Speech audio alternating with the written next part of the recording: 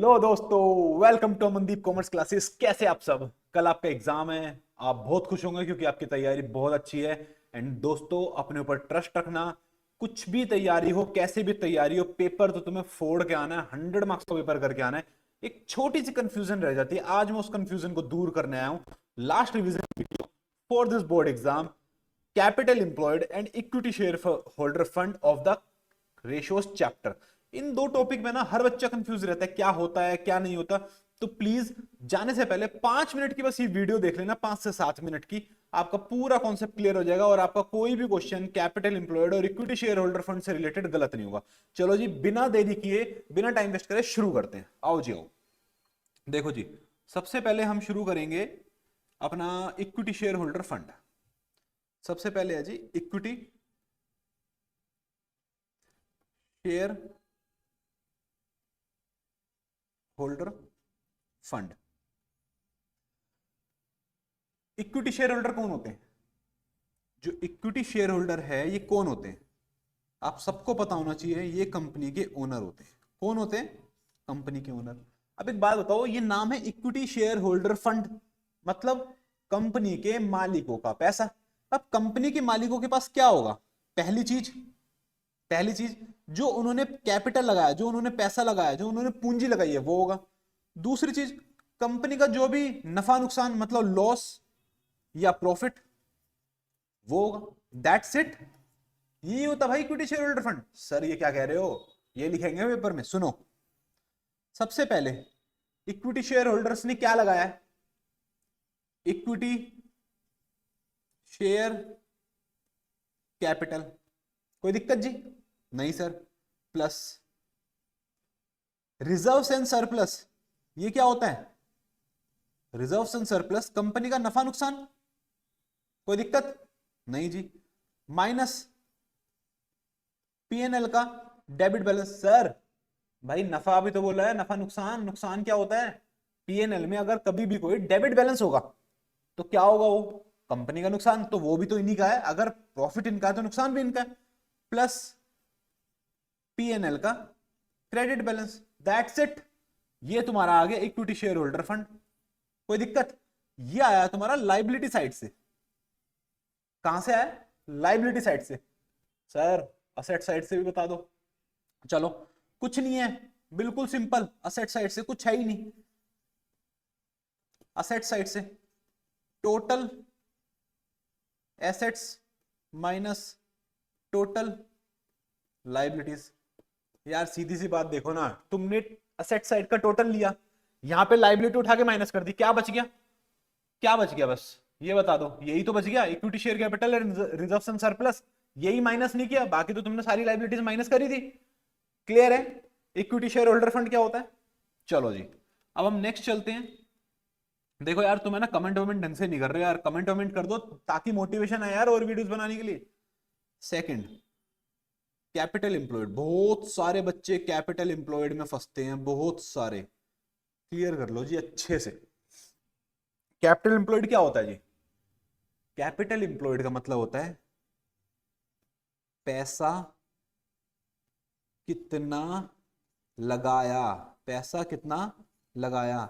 भाई कंपनी में कितना पैसा लगा हुआ है, कितना कैपिटल एम्प्लॉयड है, कितना कैपिटल एम्प्लॉयड है, वो कैसे निकालना है यार? एक बहुत बहुत आसान चीजें हैं, चलो आओ करते हैं। यहां पे भी दो अप्रोच है। सबसे पहले हम कवर करेंगे लाइबिलिटी अप्रोच। लाइबिलिटी साइड से हम निकालेंगे, ठीक है। सबसे पहले हमने अपने बिजनेस में क्या लगाया? Equity share capital. भाई जो इक्विटी शेयर होल्डर से हमने पैसा मंगाया वो किस चीज के लिए मंगाया था? बर्गर खाने के लिए? भाई बिजनेस चलाने के लिए मंगाया तो वो लगा। उसके बाद जो कंपनी के रिजर्व एंड सरप्लस है, कंपनी के जो रिजर्व एंड सरप्लस है वो किस लिए है? कंपनी अलग से पैसा उठा के क्यों रख रही है? कंपनी के लिए तो रख रही है भाई। क्लियर हुई बात? कोई दिक्कत? Plus non current liability. Sir non current liability, एक बात बताओ, जब तुम अपने बिजनेस में बड़े बड़े लाइबिलिटीज लेते हो 5-5 साल की, 50 लाख ले ली, 4 साल बाद देना, 5 साल बाद देना, वो किस लिए लेते हो? छोटे मोटे काम करने के लिए तो लेते नहीं होंगे, सैलरी देने के लिए तो लोगे नहीं तुम। 2 साल से 1 साल से ज्यादा की लाइबिलिटी, वो किस लिए होते हैं? वो बिजनेस को ग्रो कराने के लिए होते हैं। वो किस लिए होते हैं?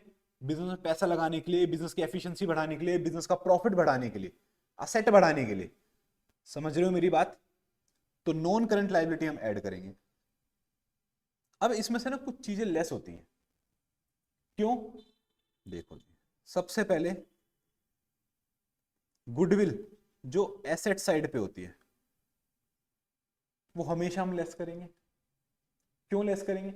यार जो गुडविल एसेट साइड पे, वो हमारे बिजनेस का नहीं है, वो हमारे बिजनेस की एसेट नहीं है। वो मैंने तुम्हें पहले वीडियोस में भी बताया है, जो भी हम जब भी हम परचेज करते हैं और ज्यादा पैसा दे देते हैं, वो गुडविल होती है, तो वो हमारे बिजनेस की नहीं है।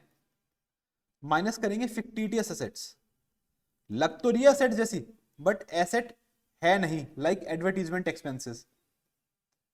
माइनस करेंगे नॉन ट्रेड एसेट्स। वैसे हालांकि देखा जाए तो सिर्फ नॉन ट्रेड इन्वेस्टमेंट ही आती है, और कोई एसेट है नहीं ऐसा। भाई ये नॉन ट्रेड इन्वेस्टमेंट जो हमारे बिजनेस का है ही नहीं, तो वो हमारा कैपिटल एम्प्लॉयड कैसे बनेगा? समझे मेरी बात? और जी ये तो हमेशा गांठ बांध लेना, पीएनएल का क्रेडिट बैलेंस हमेशा ऐड होगा। क्यों? ये हमारा प्रॉफिट है, ये बिजनेस के लिए होता है। पीएनएल का डेबिट बैलेंस, ये हमेशा हमारा लॉस है, ये हमेशा माइनस होगा। कोई दिक्कत? ये आ गया जी तुम्हारा कैपिटल एम्प्लॉयड, सीधी सी बात है। रिवाइज करा दो जी अब मेरे को कैपिटल लाइबिलिटी। अब सबसे पहले इक्विटी शेयर होल्डर से पैसा लगवाया, वो ऐड करा।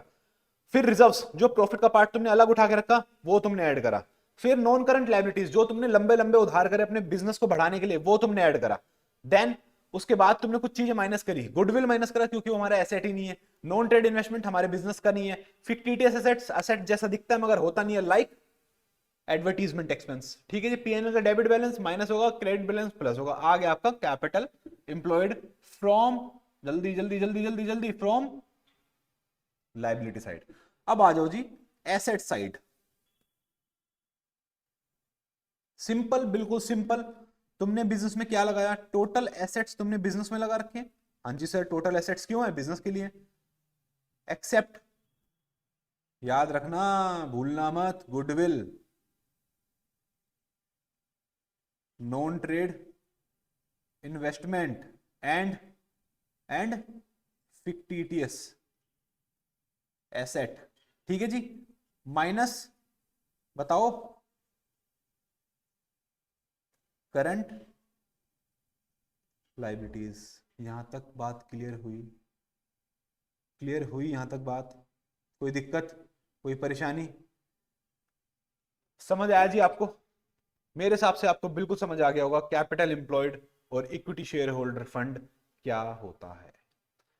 हम यहाँ पे आज की क्लास खत्म करते हैं। कोई बकवास नहीं, कोई टाइम वेस्ट नहीं, पूरा ध्यान दो अपनी पढ़ाई पे। कल लास्ट पेपर है, उसके बाद करनी है बहुत सारी मस्ती, मगर जल्दी से अपने करियर पे भी लगना है। ओके चलो, ऑल द बेस्ट, बहुत अच्छा पेपर करके आना।